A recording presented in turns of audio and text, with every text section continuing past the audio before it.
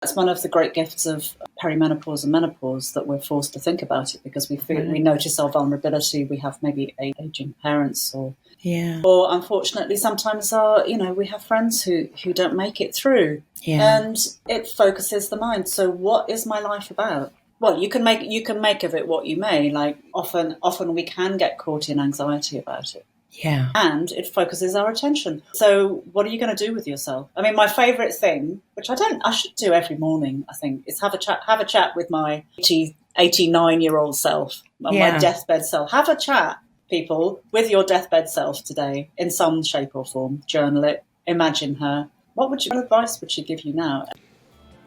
Welcome to the Menopause Mindset Podcast, the place to get some answers and feel supported along this often a bumpy journey. Many people sail through menopause, but many people don't. And so my guests and I are here to motivate you and inspire you so that you can make menopause a happier transition for yourself and for your loved ones. I'm Sally Garozzo, an award-winning clinical hypnotherapist, a menopause educator, and I can't wait to share my passion about wellness and how we navigate these changes and transitions. So come on then, let's dive in. So my guest today is none other than the brilliant Kate Codrington. Kate is a mentor, author, speaker, facilitator, artist, and a podcaster. You might have heard me talk about her book many times on this podcast, which had a big influence on me. It's called Second Spring, The Self-Care Guide to Menopause. She also has a second book out now called The Perimenopause Journal, which is designed to help you unlock your power, own your well-being, and find your own path through menopause. Kate was on this podcast back in the early days, episode 68, in fact, where we spoke about the impact of diet culture on our menopausal minds. The episode was called The Big Fat Lie. So if you like this conversation, do go back and have a listen to that one. It was a good one. I remember that. It was really good. Amazing. We just laid it out on the line. We did. And there was so much drilling in the background. I don't know if you remember the drill of truth. It was bonkers. But now it was really good. Yeah, it's a good one. So welcome. Welcome back. Yeah, come on, let's dive in. So what are we gonna lay out today, Sally? Well, I wanted to ask you how life has been. Now you're famous, with 2 books under your belt. Don't be ridiculous. I'm famous in my own house. That's for sure. How's life? How has life been since we last spoke? Because you have put 2 books out. What's it like being a published author? Okay, so I'll answer right from my heart. Yeah, because I think that when there's a lot of stuff that gets projected when people write books, it's the "you're famous" thing. Okay? Yeah, sure. And the process of writing, and it's an enormous privilege to have my words out there, and something I never thought would happen, and I am hugely grateful. I mean, I'm still kind of boggled by what happened, and it happened because of proper feminists leaning in and supporting me. No question. It was to do with introductions, with me being courageous and stepping out and asking for help. And kind people giving me help step by step.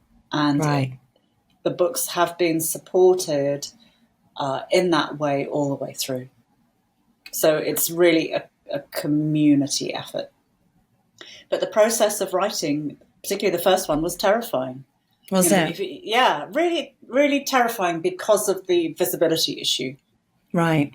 Because of showing up. So it really engaged all my worst paranoid fantasies about being called out, about being shut down, all that kind of stuff. Because I have a kind of radical view. I think it's like blindingly obvious, but apparently it's radical that women are cyclical and that perimenopause delivers us into a better place.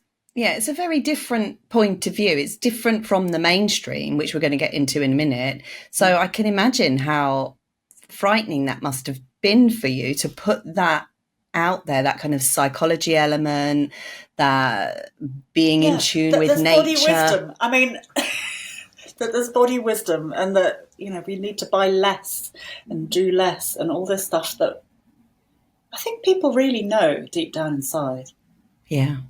But I think that there is something that happens when someone like me with a really positive attitude comes in, and when people meet it to a suffering, it can feel, they can feel really enraged and threatened, and that does happen sometimes. Oh, really? Have you been on the brunt of some of that? A little bit, yeah. But I think that when you're suffering and when you're in a world that is not listening to you, and when there is a maelstrom of misinformation, as we'll talk about later, I think rage is pretty appropriate. The appropriate emotion, yeah. Yeah. Yeah, when you're triggered. And what prompted you to write the second book, the Perimenopause Journal, which I've just bought? It's lovely. It's really lovely. I'm still in the early birth stages where people hold it up and I go, oh. It's so pretty. It really is. And it's lovely hardback. That's its main thing. It's absolutely gorgeous. Yeah. And Second Spring has all the things in it. It's digestible. It comes in little chunks, but it has a lot of different ideas and possibilities around food, around practices, and around different things. And I know because I've got a great fat bookshelves full of books that tell me everything I need to know that I don't follow through. Or at least I don't follow through in the way in which I would like to all the time. Yeah. So the Perimenopause Journal it's like a haven of kindness. And again, it's pretty radical. You write down how you're kind to yourself every day. You write down how you look after yourself every day. Oh, I dropped my shoulders.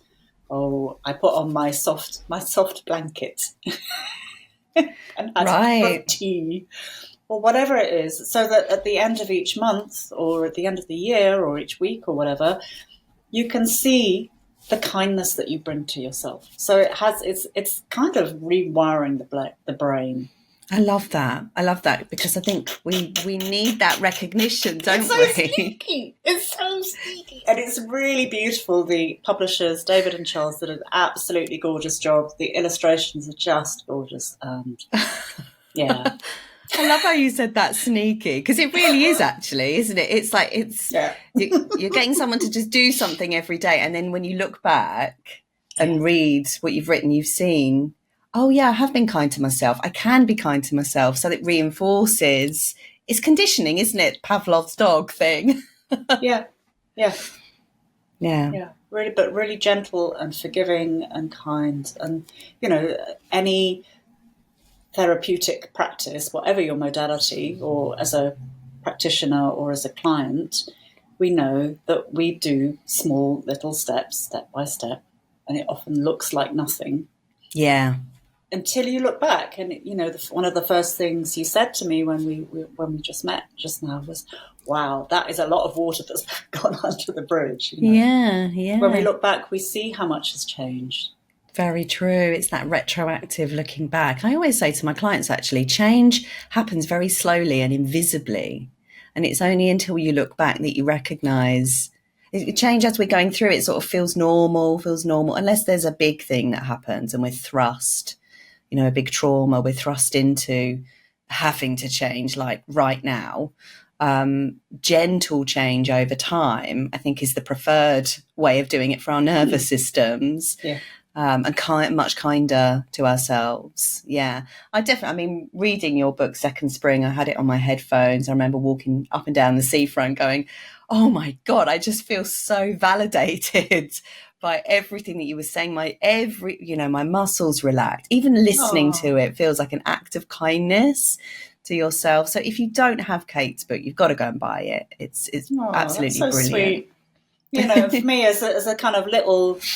I live in Watford. I'm a mentor, therapist type person, yoga nidra guide. I do these things. I don't run big online courses. I don't like doing that. It's no fun. Yeah, it's hard work. I'll never be rich from this work. And I have a small, my client list is full. I have a small number of clients that I work with. And by writing books, because I have the privilege of, the access to the track record, I guess, with 2 books out there, I can reach far more people, and more people can feel reassured that they're okay, that what they're experiencing is normal and it's okay and they're going to be okay. So it's a pretty good, it has a good reach, put it like that. Yeah. Yeah. Is there a 3rd book in the making?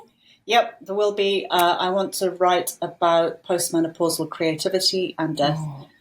Oh, yes, please. The seasons, second spring and second summer, second autumn and second winter. Oh, that will be amazing, because we don't talk about death enough. And I think death is something, I know for me, part of my midlife transition and midlife crisis, as it were, has been around waking up in the middle of the night, worrying about death, because death starts coming up as well, doesn't it? The conversation around death and the thoughts around mortality and how we're going to make the most of it, or how we might die, or we might be looking after ailing parents who are facing death, and that brings up our own sense of what's going to happen to us as well. So I'm really looking forward to that, and it's something that I do want to start looking at a lot more in myself, because I think when we look at death as well, it helps us to live more. I don't know if you've experienced that. Yeah, absolutely. Yeah. Yeah, totally. I think that's one of the great gifts of perimenopause and menopause, that we're forced to think about it, because we notice our vulnerability. We have maybe aging parents, or unfortunately sometimes we have friends who don't make it through, and it focuses the mind. So what is my life about?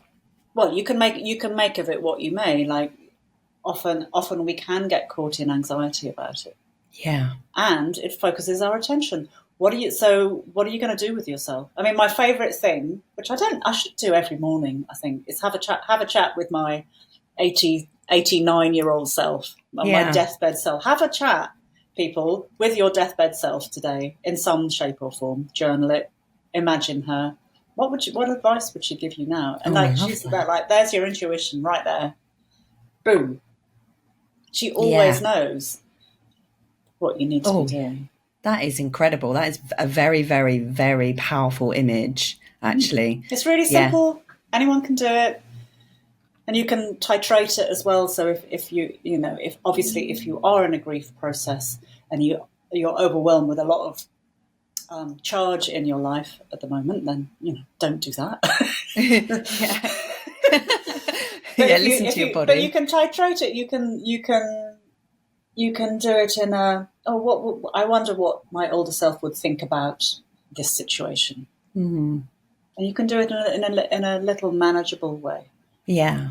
Or you can have a big old process if that's what you want. Yeah. Mm-hmm. Okay. I wasn't expecting to go to death, but we went there. We'll go right in. We're going right in. So let's talk about the elephant in the room, shall we? At the time of recording this, you and I have both watched the Menopause Industry Uncovered Panorama Documentary. And for me, it was actually a bit of a shock to my system to see how some women have been treated by the Newson Clinic, being over estrogenized, causing all sorts of really quite bad issues, some of them even needing these surgical interventions to repair the damage of these super, super, super, super high doses that are being given. I know you did a little post on Instagram, you did a video, which I watched and thought it was really, really good. But I'd love to know what your thoughts are on the way that some women are being over estrogenized, pushed HRT as the only viable solution to menopause. And alongside that, the commercialization of the menopause transition. What are your thoughts, Kate, on all of this? Yeah, well, it's a hot topic at the moment. It's creating a lot of consternation and fear and confusion amongst midlife women. Yeah. However, I was aware of rumours about the Newson clinics and what was happening with over prescribing estrogen. Yeah. I have been aware of that for a while. So I was glad that that was in public. Right. Because Lewis Newson is in the UK is if the breakfast telly or the lunchtime, it is ladies' telly really. I can't think of a better word to describe it. Loose women.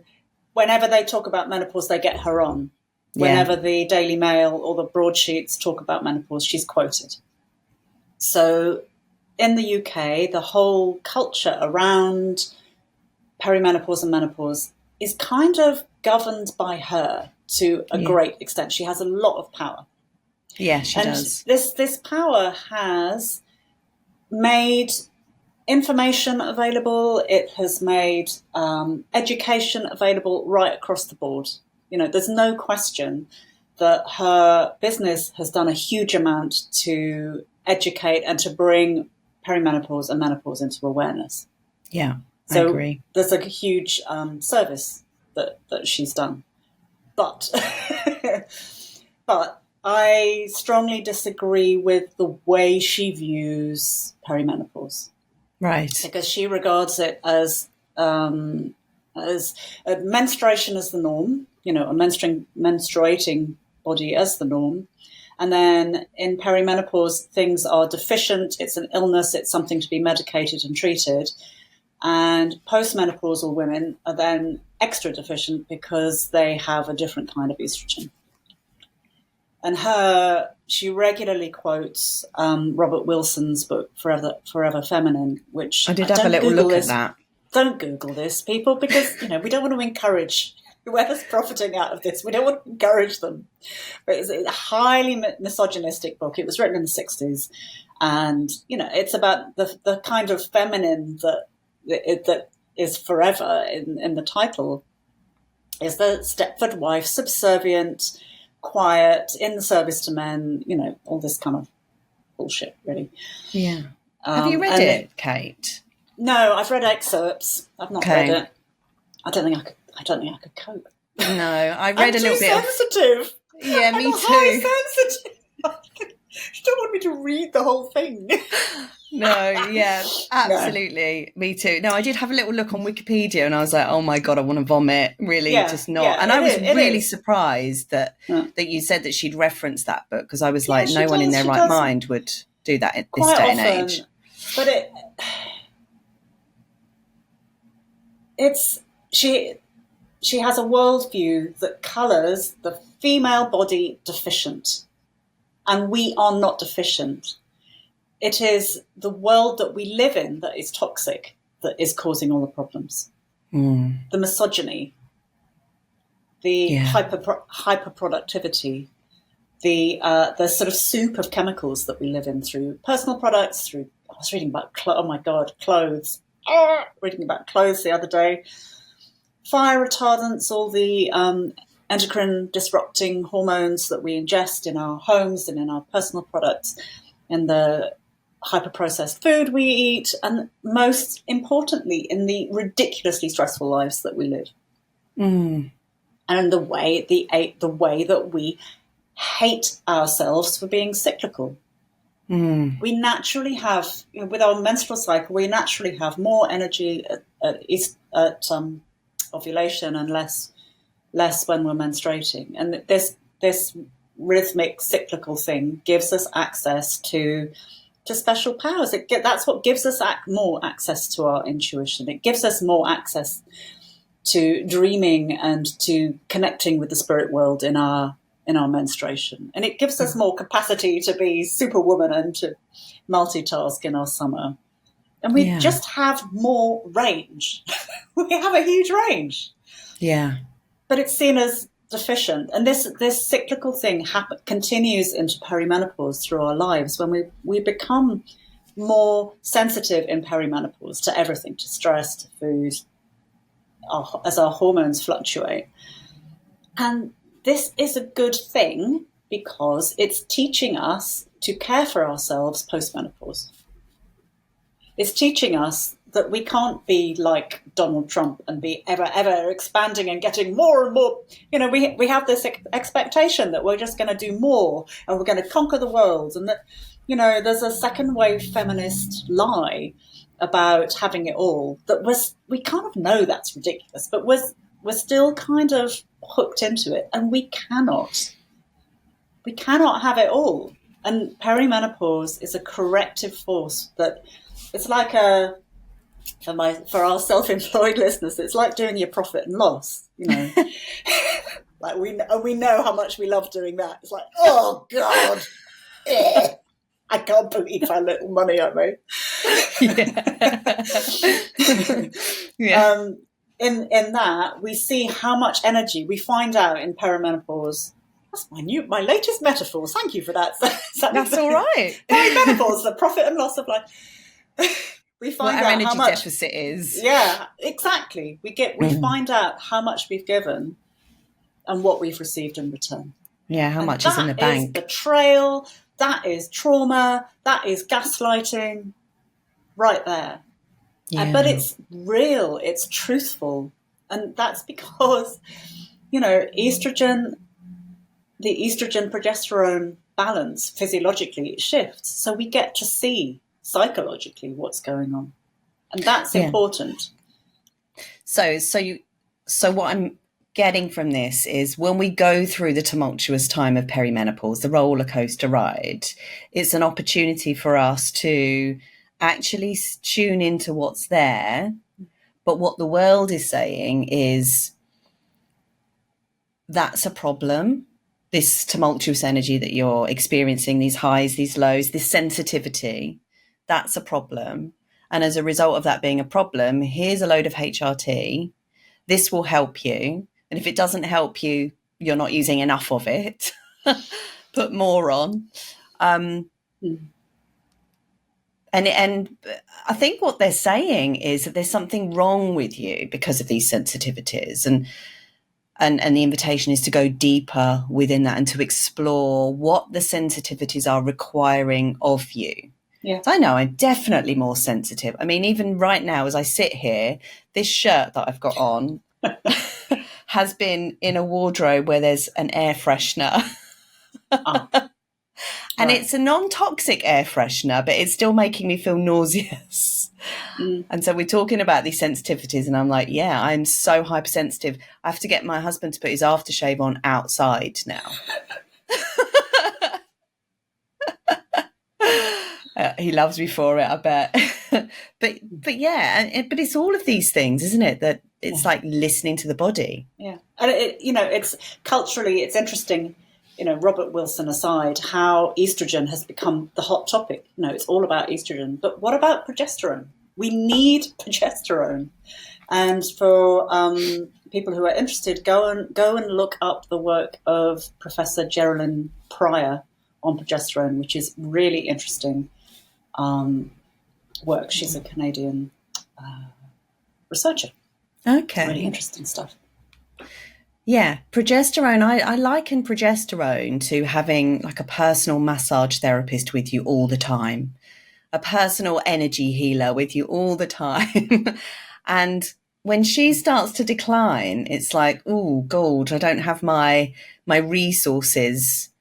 I'm not as well resourced as I was. And we know that progesterone declines first. I've often heard some doctors say, some functional medicine practitioners say, we should be prescribing progesterone first, not estrogen. I know when I went on HRT and I was putting the estrogen on first, I felt rough for the first month. And that's probably why, if I'd have perhaps been given the progesterone first, might have had an easier slide into the estrogen.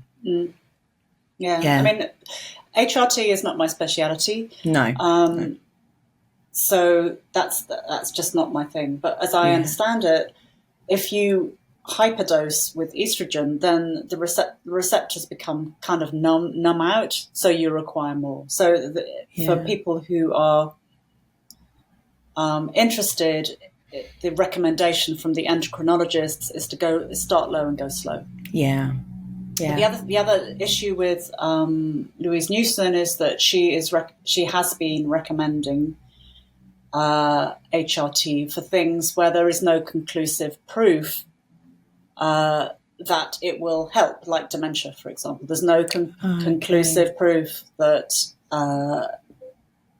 hormone therapy, estrogen, will protect you from dementia. But she regularly goes online and on the telly and stuff saying this kind of thing. So, of course, people are very frightened. It's like, oh, my God, look at the rates. I don't want to. So people who are not experiencing symptoms feel like they ought to, or have fear around not taking hormone therapy.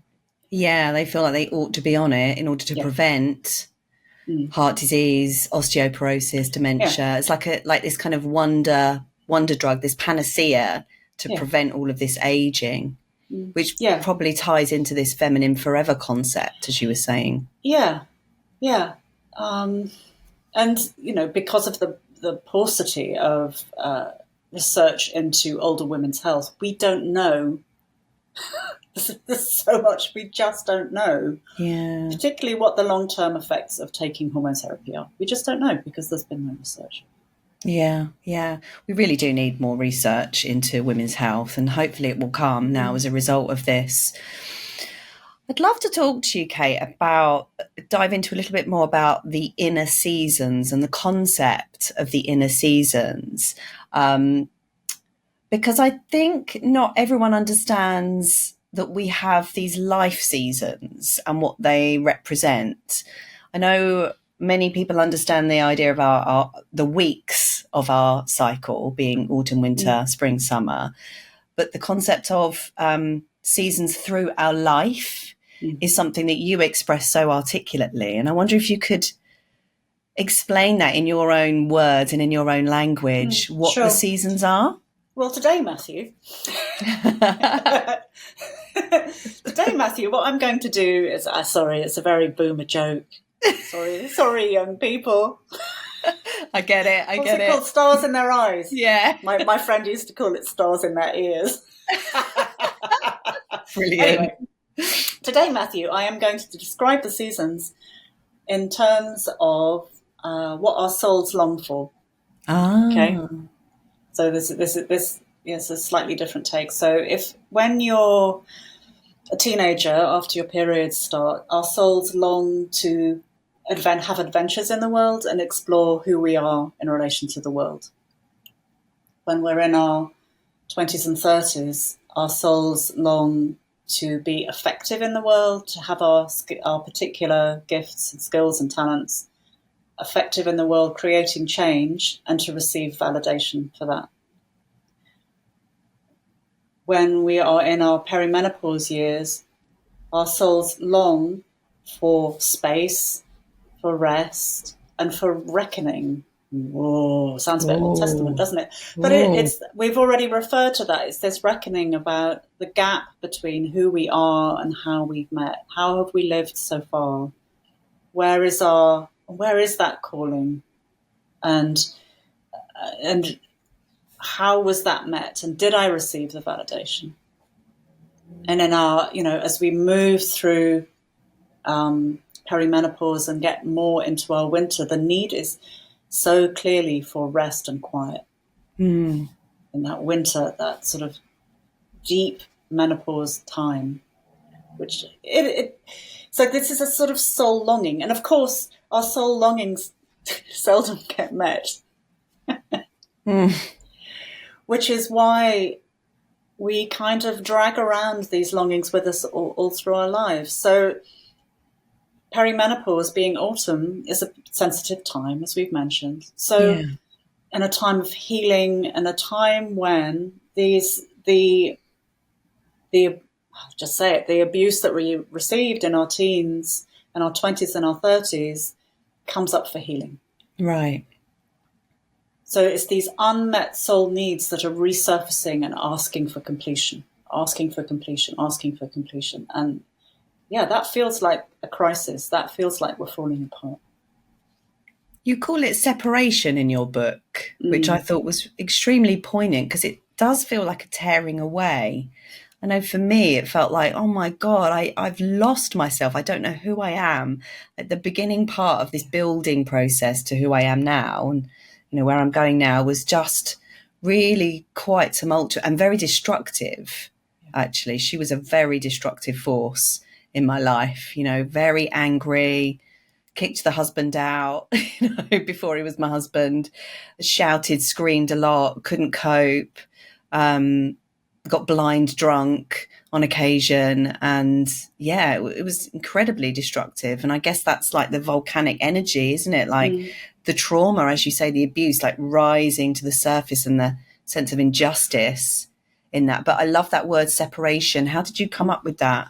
Well, it's not mine. It is the language of the seasons, the theory of the seasons, and the mindful practice of following seasons through the menstrual and life cycles, comes from Red School, from Shani, Hugo Wurlitzer, and Alexandra Pope. They were my teachers. And they have lots of wonderful courses and online stuff and trainings, and 2 books, Wise Power and of figure, I can't remember. Wild Genie, was it? Wild Power and Wise Power. That's it. Okay. Yeah. So you can find out more about that there. So this isn't stuff I've come up with. It's their language and their words. Although they don't use separation anymore as a way of describing that part of our life. But that early perimenopause, where you're getting blind drunk and screaming at the people you love, is a kind of classic moment. And what's happening is we're fighting against the trauma. We're fighting against our vulnerability. We're fighting against the sensitivity. We're fighting against our feelings. I don't want to feel this stuff, and it's all your fault. Like projecting onto the world like mad. Yeah, we're not fully able to lean into it. Not yet. So the separation, it is a great word. I love that word. It's so descriptive, because we have a huge desire to separate from the world. We want to be on a mountaintop with a view of the sea, with the nearest person 500 miles away, typically. We want to move away. We need space. We need space for this.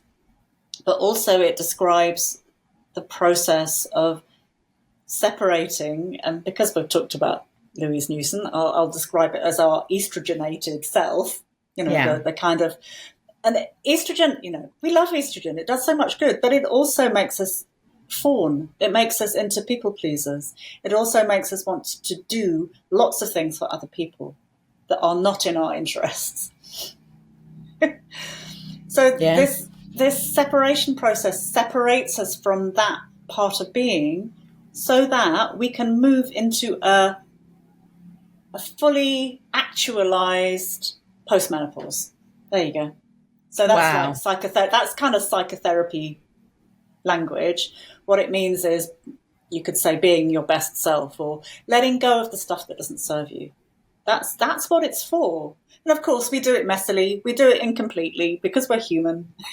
But that's why today I wanted to talk about it in terms of a soul's journey. Yes. Because it helps us to understand that it's what wants to happen, and life and personality and circumstance gets in the way. This episode is brought to you by my new live workshop on World Menopause Day, How to Heal the Trauma Underlying Your Menopause Symptom Severity. Have you ever wondered why you still feel anxious and overwhelmed, even though you try to do all the right things? It might be to do with unresolved trauma lodged in your system, preventing you from accessing safe states that unlock the door to your mind's higher power. In this workshop, we're going to cover the surprising way your childhood may be affecting your menopause symptom severity, and the research to back this up. Why trauma is not just big events, and how our subtle childhood needs not being met play into most of us having some degree of CPTSD, and how that might impact menopause. Why menopause is the can opener on our history, our childhood, and our dysfunctional behaviour patterns that might be making menopause worse. Understanding regulation and co-regulation, the vagus nerve, the stress cycle, polyvagal theory, and why you cannot fully understand menopause until you understand the nervous system. how the brain and our perspectives play a role in healing through menopause, what the research says about the mind's involvement, and how that can help our menopause transition. Understanding why the old paradigm of healing through menopause needs a complete refresh and what the new paradigm actually looks like. So if you're ready to take a fresh look at menopause, join me live on Zoom on this auspicious date, World Menopause Day, Friday the 18th of October at 3 p.m. UK time. We go in live on Zoom and the replay will be available. Just head on over to sallygarozzo.com/healing trauma. I can't wait to connect with some of you live on Zoom on Friday the 18th of October at 3 p.m. UK time 2024. The link once more is sallygarozzo.com/healing trauma. And of course that link will be in the show notes. Yeah, that's a very different way. I've not heard you talk about it like that before, as soul's longing. I really like that because it's what wants to emerge, it's what wants to be known.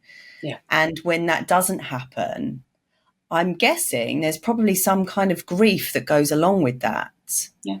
Yeah, which has to be acknowledged, expressed, processed. There are consequences. And, if you think about the classic thing of grief, there's a lot of grief in perimenopause for all kinds of reasons.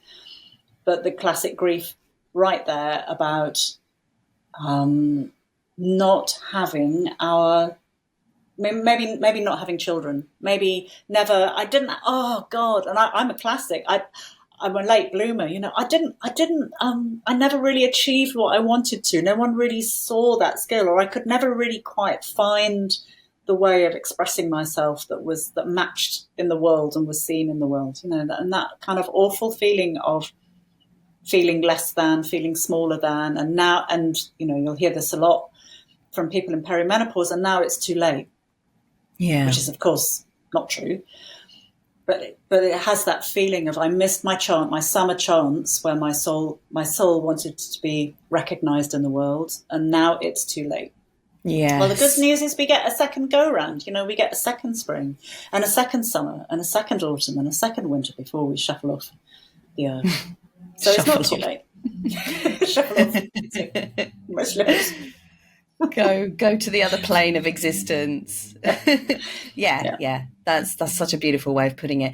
And something else, as I was flicking through your book today, is I recognise you said something that our feelings come in cycles too. So our wounds have cycles. I'm just going to read here. Our wounds have cycles. Each time they arise, the invitation is for greater depth of meaning and understanding.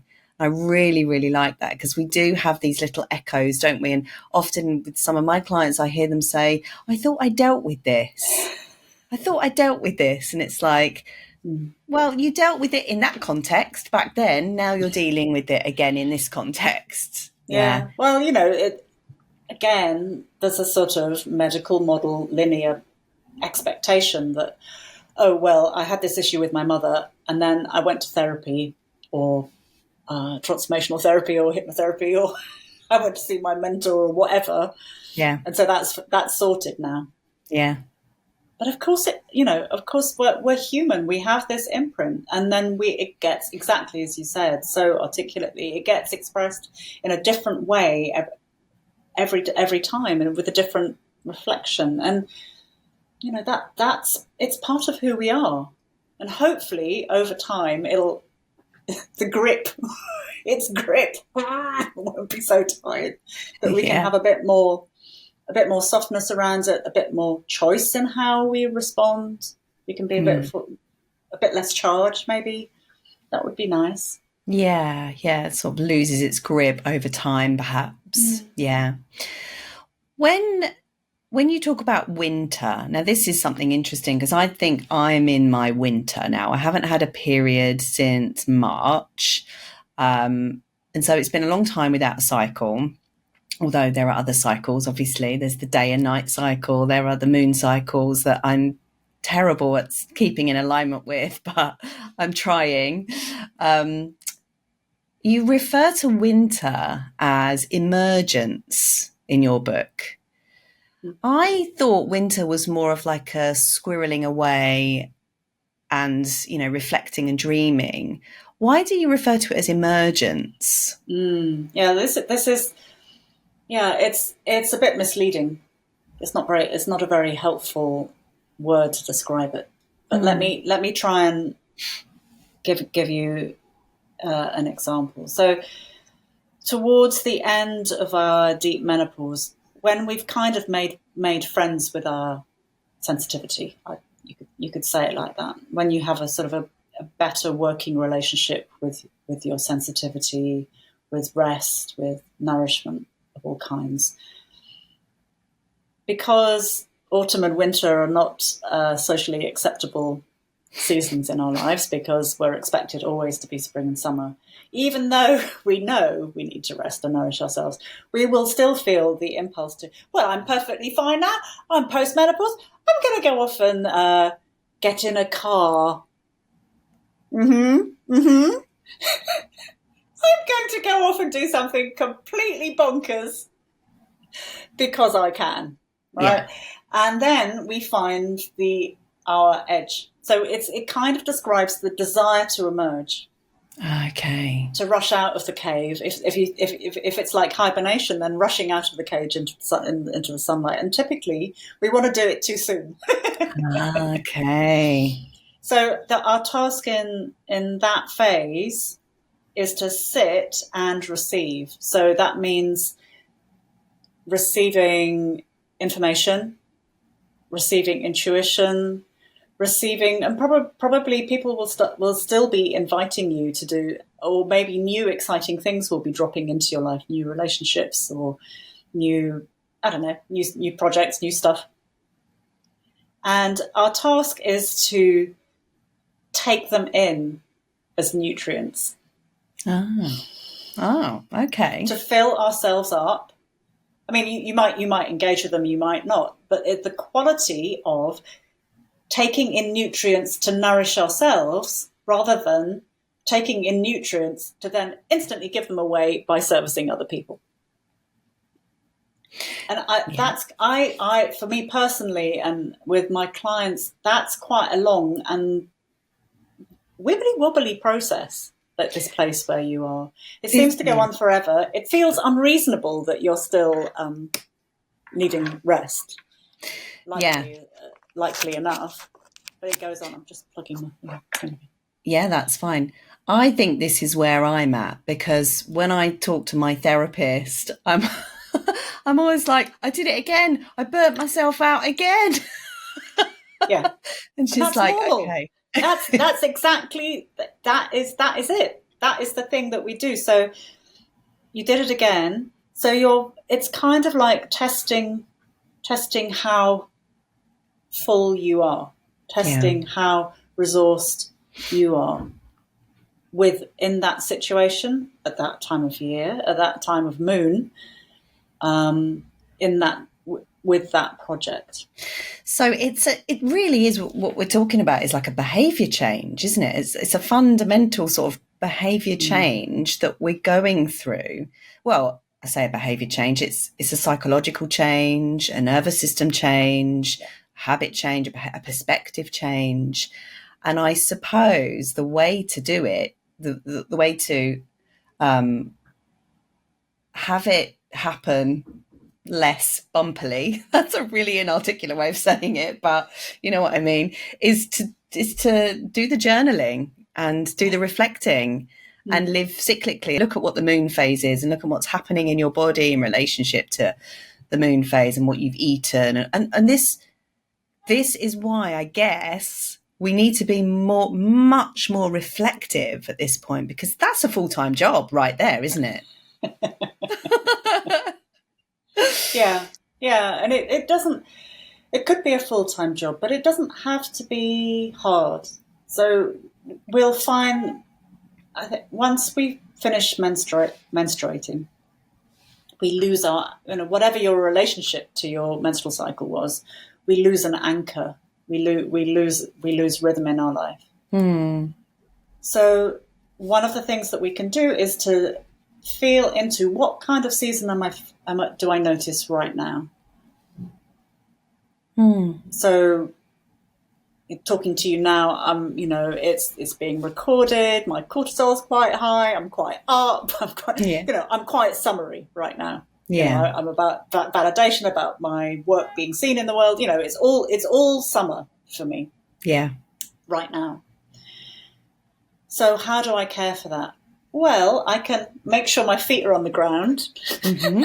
Yeah. Because they weren't. I was kind of sitting in a weird tiptoey kind of way. I can work on my grounding. I can exhale and come back into my pelvis and talk a bit. You can hear I instantly start to talk a bit more slowly, a bit more groundedly. And that's really good summer self-care. Right. If I was like, winter is classically hiding under the duvet. I just can't get out of bed. When we have to greet the world and we're feeling wintry, we have skills like pacing ourselves. Or like, obviously, staying in bed would be optimal. that would be the best possible thing if you can swing it. But you can pace yourself, so you can delegate tasks. You can use your hot discernment and assessment to decide what tasks are worth it and what are not. Yeah. You can just let go of the obligations that are not serving you. Yeah. And I don't know, winter care could be softness. I've been wearing blankets a lot this week, like blankets on top, blankets round my bum. I'm like the sort of the bag lady of Watford waddling around in this giant blanket vest because I've had a very wintry week. Yeah. So I'm getting a bit distracted. So it's the easy. It can be so simple. Notice what season you're in now. If you're really tired, it's winter. If you're feeling a bit interested and a bit full of wonder and excitement and possibilities, that's spring. Oh, what if I did this project? It would be really cool. I'm a spring fiend. I love spring.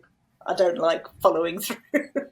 Anyway, if you're looking at yourself in the mirror and going, I'm looking pretty hot today, certainly summer. Yeah. And if you're feeling difficult feelings like grief or anger, you're feeling sensitive, there's autumn.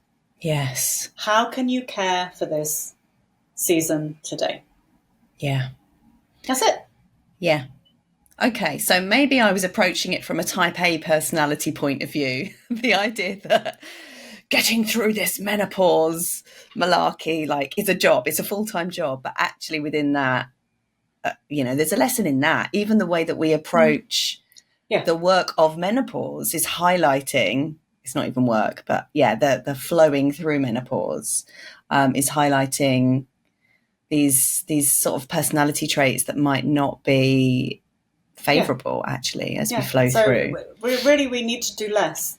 We need to let go. We need to do less. We need to think less. We chronically overthink. We chronically overdo typically. Take all the people go and buy all the supplements. And I'm like, so are you properly hydrated? What about if you went to bed half an hour earlier? We want it to be complicated, and it's not necessarily.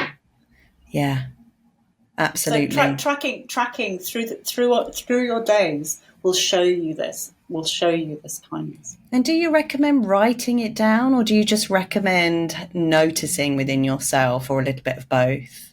I recommend doing whatever is fun and pleasurable for you. Okay. So I know. I know that some people like stickers. Yeah. Some people like drawing. So I'm a writer, so of course I write. That's my thing. Whatever works for you that is accessible and easy and pleasurable and sustainable. Yeah. Yeah, I love that. And pleasurable, pleasure at this time of life, weaving a little bit of pleasure in can be so good for us. The oxytocin and the progesterone and all of those good those feel-good hormones are at the top of the chain of all the rest of the hormones, can really feed into, just feeling much better, actually. So I love that. Yeah. More pleasure, please. More pleasure. You talk about unlocking your power. What is the power? What is the power that that you speak of here? What is the power that perimenopause is inviting us to unlock? What a fantastic question. And I'm really not sure how to answer it. Okay, take your time. Because I think that it's probably something that we have, because I know, unlock your power. It leads us to think about things in a rigid kind of way.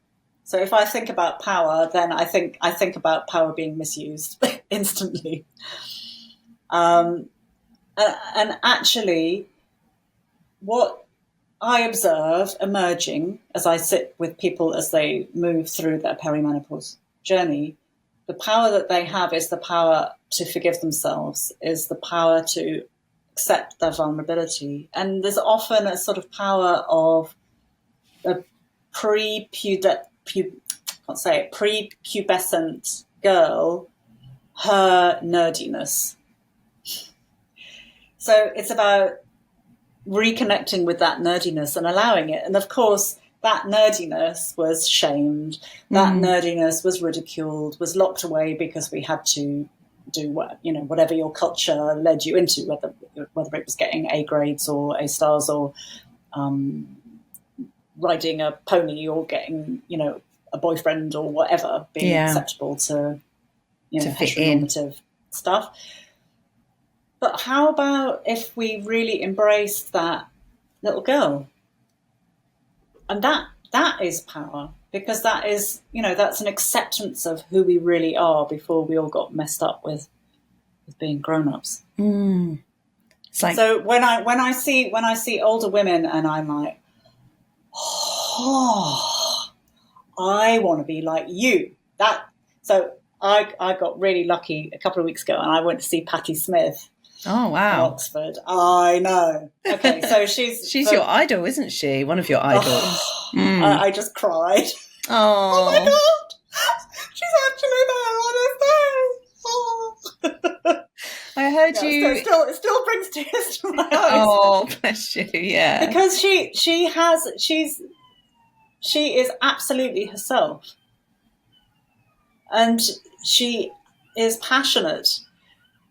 And she is nerdy, and she's not. Well, she is beautiful, but she's beautiful because she is herself. She's not sort of done. She's not a done kind of person in the least. She's absolutely herself, and that has an enormous power. Yeah, it's very magnetic. That authenticity and that. Yeah. So that's the kind of power. So it's this combination of compassion and embracing our vulnerability, so that we hopefully post-menopause we can hold both our power and our wibbly wobbliness together. And that for me that's what makes leadership. That's what makes good leaders. Yeah. And actually one of my questions was about, I've got to find it on here now, was about, if the world actually listened to menopausal women who had lived cyclically, what would they learn from us? Sally, oh my God, that's like the best question ever. Thank you. That's God, I'm so excited to answer that, because you could write a book off that one. Well, it's an idea I hadn't thought of. What the world would learn was that to embrace their own vulnerability, because that's the thing, that when we live cyclically, when we can, as best we can and as imperfectly as we can, embrace our winters, we show the people around us that vulnerability is okay. And when vulnerability is okay, what are the consequences of that, the positive consequences of that? we care for ourselves better, we care for our communities better, we stop separating ourselves from the rest of the population. You know, we're living in such extreme times where there is so much poverty, and we're kind of shutting our eyes to it, I think, because it's so excruciatingly painful. But once we can embrace our own vulnerability, then we can see it in other people, and we can step up, and we can make a difference in the world in a way that is sustainable to us. So we're not in the old school activist way of giving all our energy away and crushing and burning, but in a way that is. So it creates connection across divided communities. Mm. Yeah. What have we done? We've done death. We've done leadership. Where next? We've done estrogen, progesterone. We've done so much. We really have. Yeah, job done. I love it. I love it. You what? I can retire. That's my work done.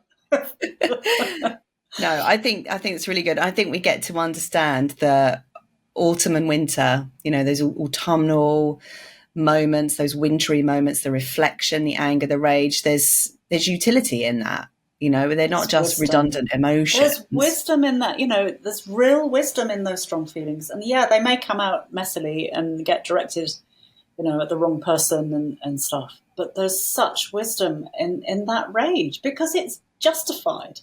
Mm. It's real. And the grief is real. And that is justified. So a lot of, I used to call myself, people say, tell me about your work, Kate. And I'd say, well, I'm Chief Validation Officer. I'm sure you are too.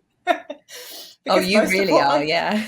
Most of what I do is go around saying, yeah, those feelings are real and justified. Yeah. Damn right you're angry. Yeah. Yeah. You've been treated badly. Yeah. And there's a real letting go when we're seen and heard and felt and acknowledged and listened to, and space is held for us. You know, what that does to our nervous systems is just phenomenal. And we know, and of course this is not mainstream, but we know how the nervous system plays into our hormones and our hormones plays into the nervous system. There is this real sort of systemic thing going on there. And when we can relax the nervous system, the hormones settle down, balance, we get more progesterone, cortisol lowers, and, you know, all those nice things happen. So yeah, it's extremely valuable work, the work that you do. I know there's lots of other amazing menopause coaches in the world, you know, really helping women to go through this time much more accepting of themselves. And that is really what I love about your work. As I said before, you know, listen to your book feeling so validated, and it was really pivotal for me. Sally. It really was, because I'm such that type A person. I've had a father, lots of high expectations, lots of emotional bypassing, all of that, which has really played into like how I approach my life, and knowing that it's all okay. It's all okay. It's like, just let it be okay. It's like, oh, I can be messy. Thank God. Thank God. Yeah. And just want to come back to something that you said about power, because I think the way that we interpret power is wrong sometimes. Not women. I think that power can be misinterpreted in terms of like laser beam, like how do we cut through? How do we improve, grow, be better, that to me is what power used to be. But as I've gone through the change, power feels different. It feels more sacral. It's like a sacral power, whereas the other one felt more solar plexus power. Interesting. Yeah. I just hearing you talk, I have inquiries come to me like, well, how can I show up for myself? How can I show up for my community, for my family? How sustainably can I stand here in my, you know, as best I can in my authenticity and hold space? How can I bring more connection? Yeah. More compassion. You know, it's more sacral. Yeah, it's definitely more sacral. And I wonder if that's when you say find your power, and if women reject that, I wonder if that's because they've got that wrong idea of power, or that more masculine idea of power. Yeah. Well, mostly power is abused, and that's our experience of it. Yeah.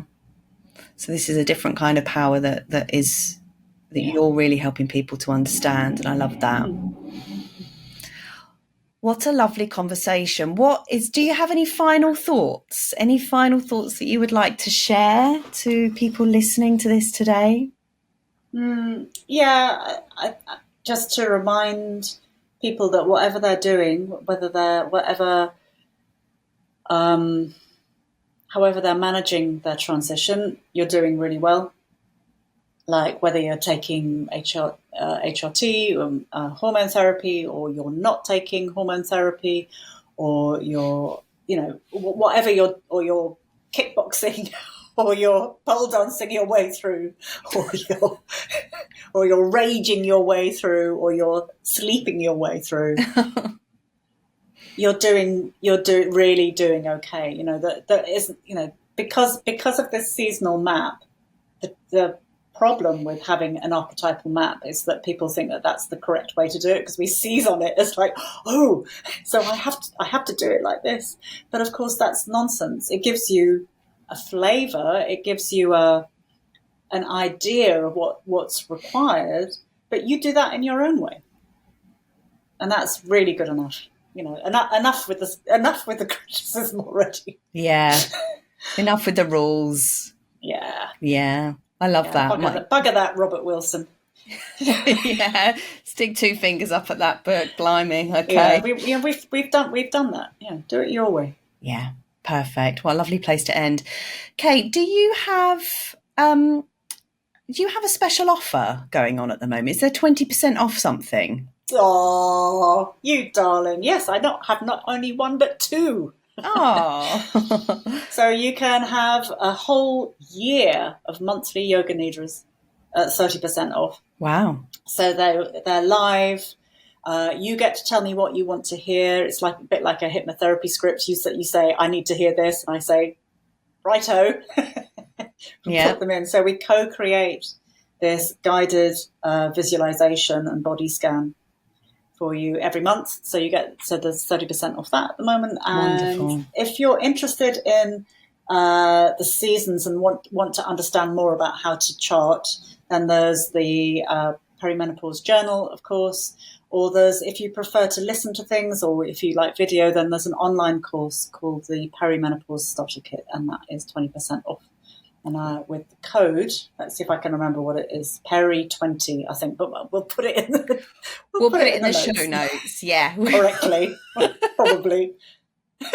I think it is. I think probably. I read that earlier, yeah. I think it is Peri20. Thank you, Sally, for asking. That's really kind. Oh, that's all right. And honestly, like if you haven't explored any of Kate's podcasts or any of her books, you're in for a treat, because her work is amazing. Your work is amazing. And even on second listen, I could listen to your book and hear something new in it every time that would make sense. Yeah. It's going to be one of those books that I dip in and out of, I think, for the rest of my life, probably. Oh.